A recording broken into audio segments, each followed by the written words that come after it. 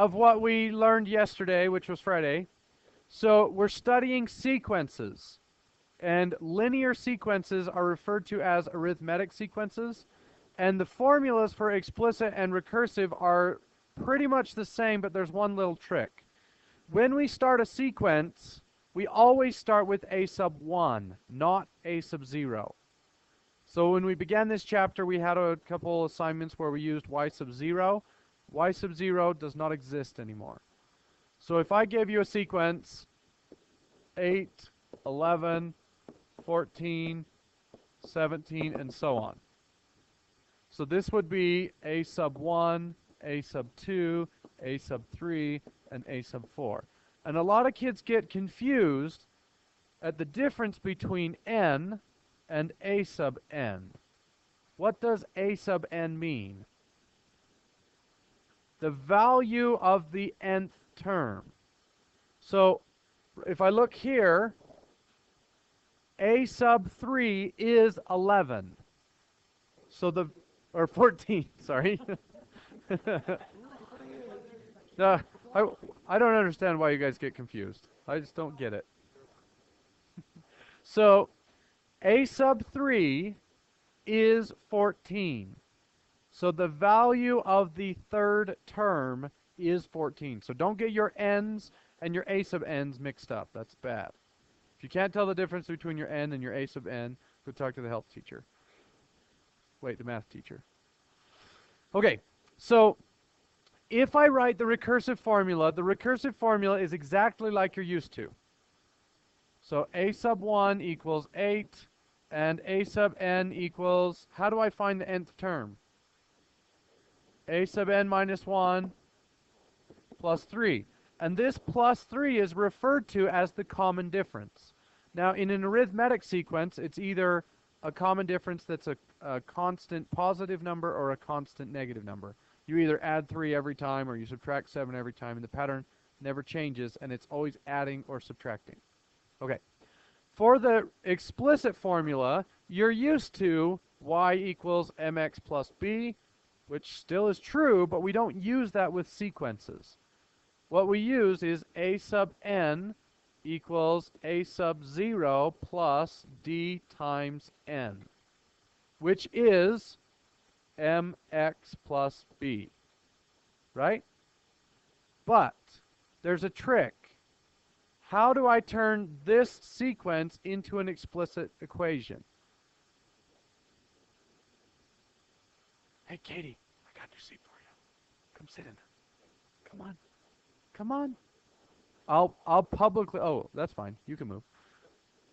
Oh, you can sit there. In the dead girl's seat. I already put you as far away as you can get, so. Okay, so the trouble with this is the formula requires that we use a sub 0, but a sub 0 does not even show up on this chart. So what I need to do is backtrack and create an a sub 0. What would it be? It's going to be 5. So my equation would be a sub n equals 5 plus d times, or not d, what is my d? 3 times n. Now, having said that, sometimes the calculation of a sub 0 cannot be found. For instance, if I told you the first term and the 8th term, if I told you like a sub 1 was 7 and a sub 8 was 25, find the common difference. Can you backtrack and find a sub 0? No, because you don't have d. And by the time in order to figure out a sub 0, you need d, and it doesn't make any sense to find d and then backtrack because you already have the answer. So what we've realized yesterday, and this is really important, is this equation tells us you take some value and you add d n times. What I mean is, if I want to find a sub 17, I take a sub 0 and I add d, add d, add d, and add d. How many times did I add d? 4 times. So to get from a sub 0 to a sub 4, I need to add d 4 times. Well, what if a sub 0 cannot be calculated? What if I start from here? How many times do I need to add d in order to get a sub 4? 3 times. So I could change the equation, and I could say a sub n can also be calculated by taking a sub 1 and adding d how many times? Well, 1 less than I would have needed normally. So this would be, there's no sub, it's just n minus 1. Oh, whatever. Somebody said something. Amy was probably complaining and got me confused. Hey, I really enjoy having you in class, so I can make fun of you. Okay, so look at this. So in both of these equations, what? I don't know. I missed it. So both of these equations actually have d times n in there. Well, not necessarily. There are n d's. So this one actually has n times d. But does this one have n, does it have d n times? Well, it has almost n d's here, but the other one is inside this. I missed something again, didn't I? Okay, so what if I had a sub n equals a sub 5 plus d times, how far is it from 5 to n? N minus 5. And more practically, if I had a sub 16 equals a sub 5 plus d times what? If I knew a sub 5, how many times would I need to add d in order to get a sub 16? 11 times. Because 5 of the d's have already happened, right? We've already done 1, 2, 3, 4, 5, and I need to go all the way to 16, so I skip the first 5 d's, and I jump straight to the last 11. So you need to know how to adapt this formula. This is the basic formula here, but sometimes a sub 0 is not calculable, something. Trying to make up words here. So what you do is you start with whatever you do have, and then you just adapt your n value to match. And how many n's do you need? Well, you need as many n's as it takes to get from here to here. Okay? All right. So, turn to the back side of this worksheet. How far did you get? Some of you didn't do anything. Yeah, you have a good excuse. Okay, so look at the top of this. So 219 is the 21st term, and the first term was -1. What is the common difference? So if I have a sub n equals a sub 0 plus dn, can I calculate a sub 0 in this case? Well, I know a sub 1 is -1. This is a sub 1. Can I go back a year? Well, how far back would I go? I don't know. In fact, that's the number I'm looking for, is how far is it between any two terms. So I'm going to adapt my formula. Instead of this formula, I will use a sub n equals a sub 1 plus d times n minus 1. Because one of the d's has already happened. I don't know how big it was, and in fact, that's what I'm trying to figure out. So 219 equals -1 plus d times 20 terms. Right.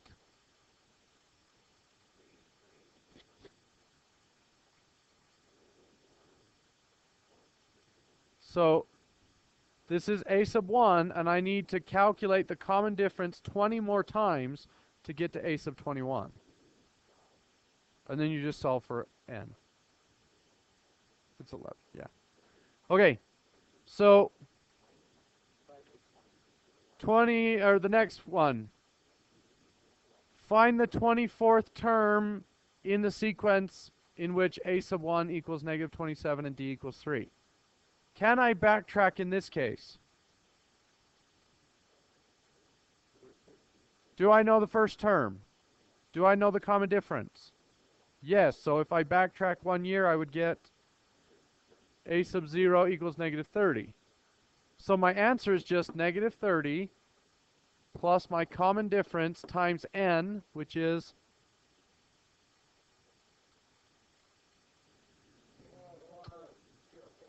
what term am I looking for? 24. And that will tell me the answer. 30 is a sub 0. No, we're looking for, right, or you could have done negative 27 plus 3 times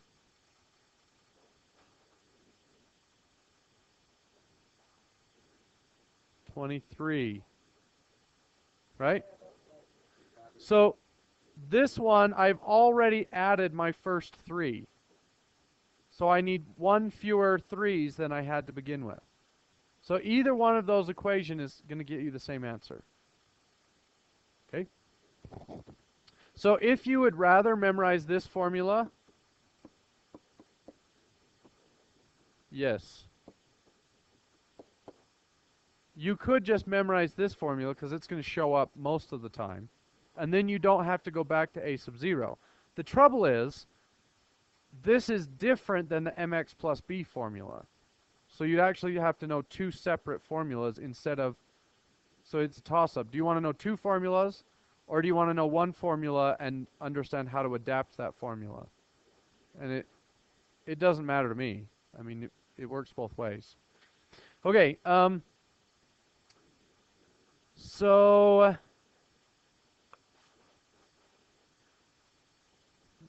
let's look at this one. That's the one we're on, right? Oh. Where were you? Okay, so a sub 23 is 32 and a sub 1 is negative 12. I'm looking for the common difference. How am I going to figure that out? 32 equals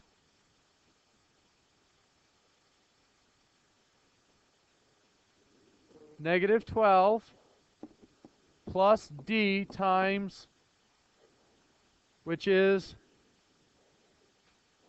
22. Right? How far is it from a sub 1 to a sub 23?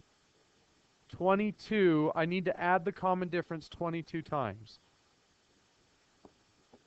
And then you would just solve.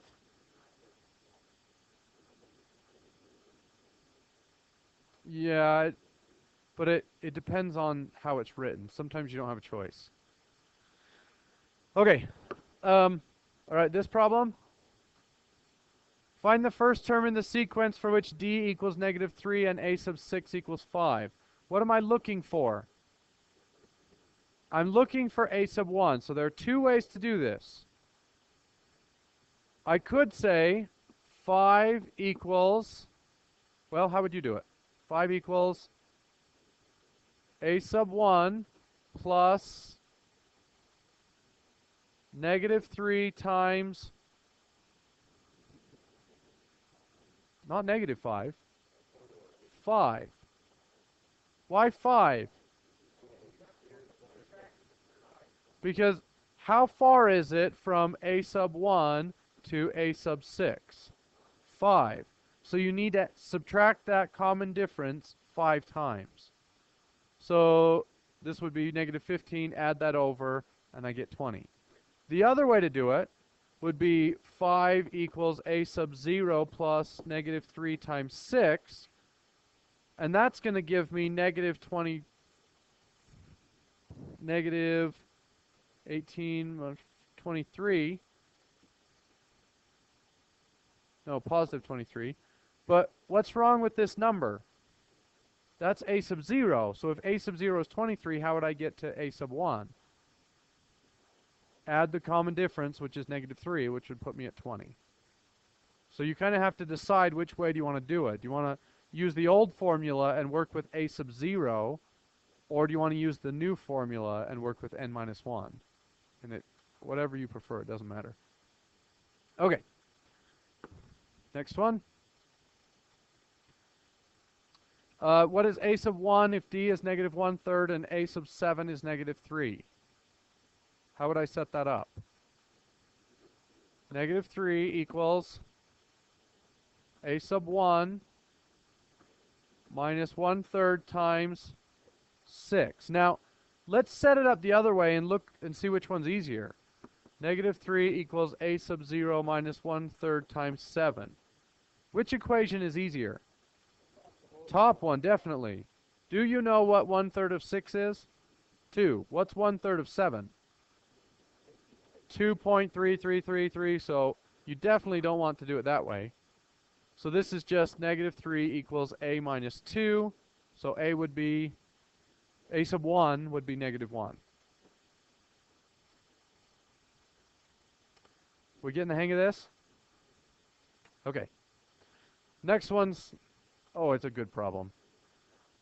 Find a sub 6 if the sequence is negative 3 plus root 2, so that's a sub 1. A sub 2 is 0, and a sub 3 is 3 minus root 2. So I need to figure out the common difference. Adding 3 and subtracting root 2. So d equals 3 minus root 2. Okay? So I want to know if what a sub 6 equals if a sub 1 is negative 3 plus root 2 plus my common difference, 3 minus root 2 times 5. Good. You guys you're getting that down.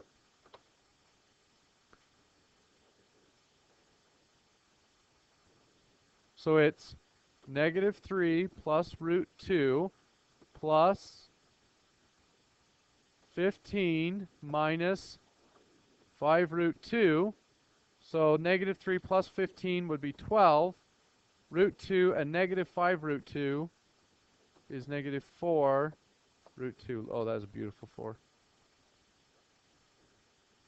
That would be it. Yep. Okay.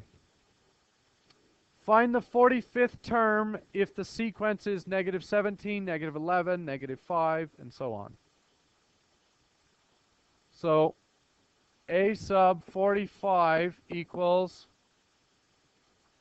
you could do negative 17 plus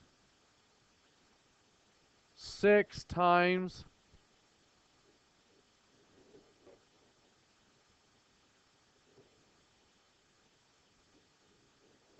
it's either this or, yeah. If you prefer the top one, great. Use it. But that's not the one you're going to see tomorrow. So they give you the bottom one. No, that's a negative. Okay. Now for the awesome questions. I dubbed these awesome. Okay, a movie theater is shaped like a trapezoid like the one on the left. If I can add 2 seats to each row as I move from front to back, and I know that there are 40 seats in the back row, then we'll answer all those questions following that. So I know that as I move in this direction, we add 2 seats. And I know that the back row has 48 seats. So how many seats are there in the first row if there are 20 rows?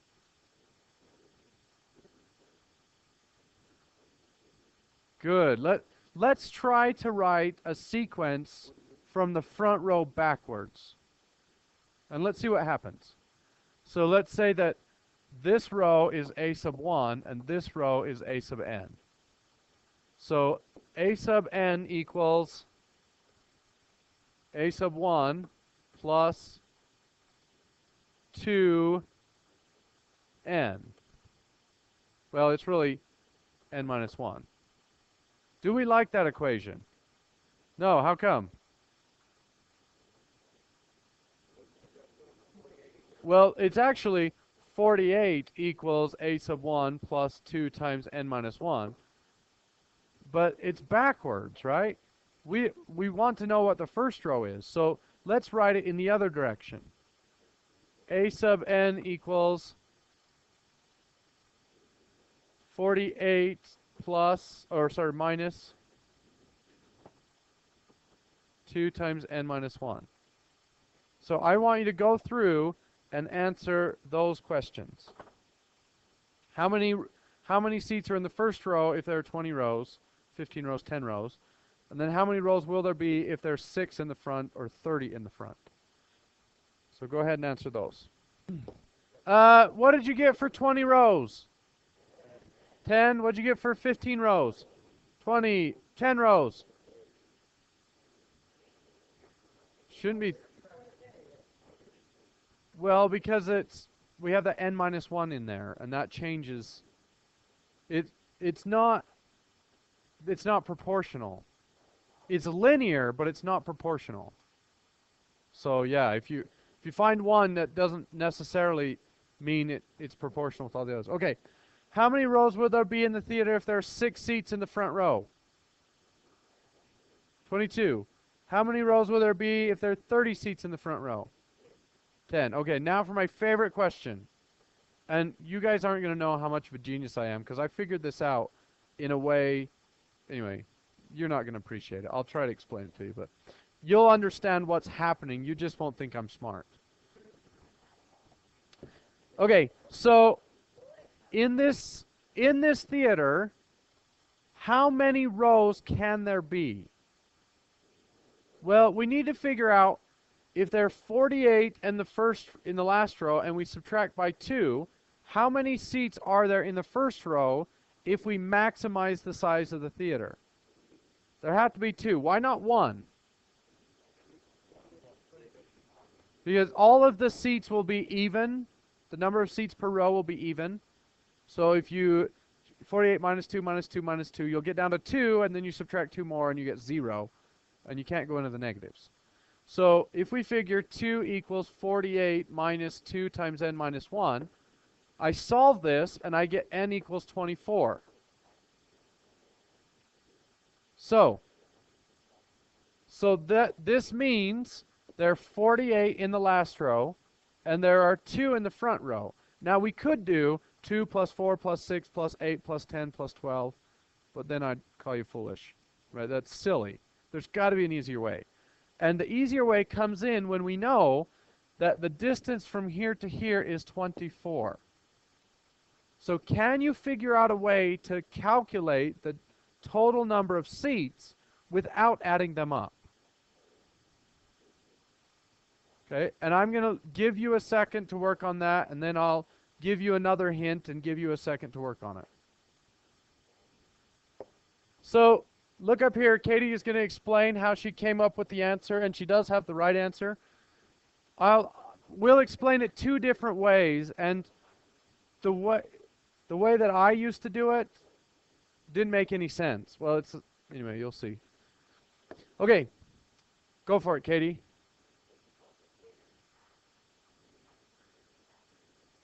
Okay, so you're saying fold it across here? So what you get is this, the top half, and the bottom half.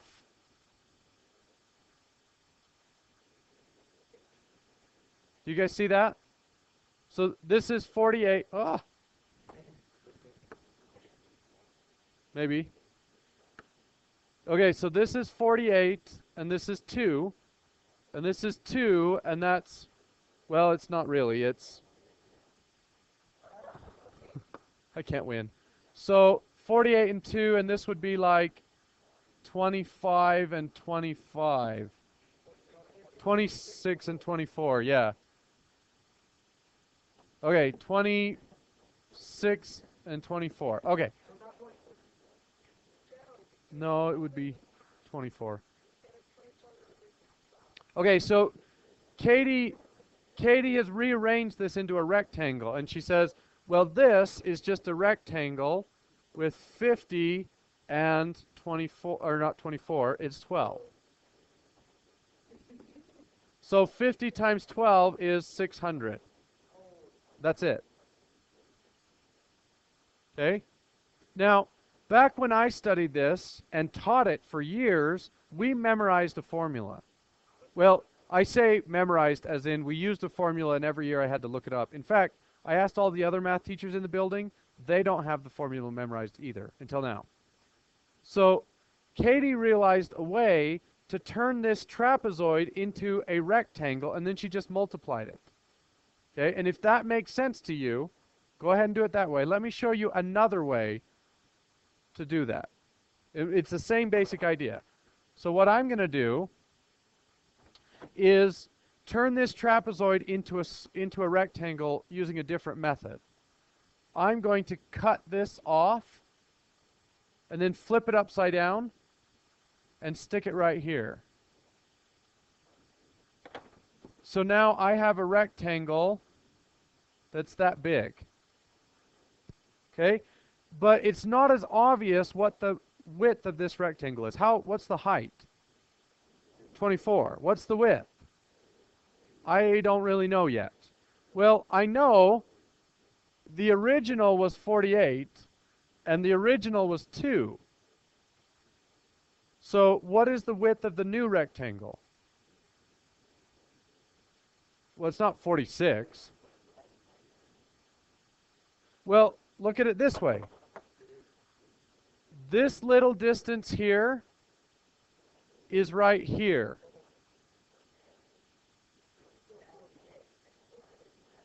Well, it's 48 minus whatever that is, and it's 2 plus whatever that is. So what I have is 48 plus some unknown value is exactly the same size.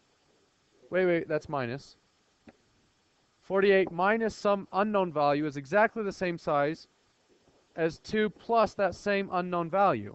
Well, what do we call a number that's equal distance from two given terms?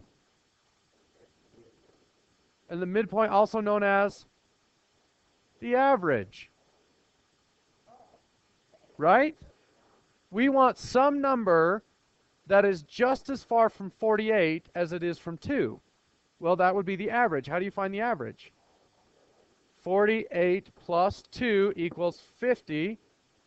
Divide that by 2 and you get 25. So here's the formula.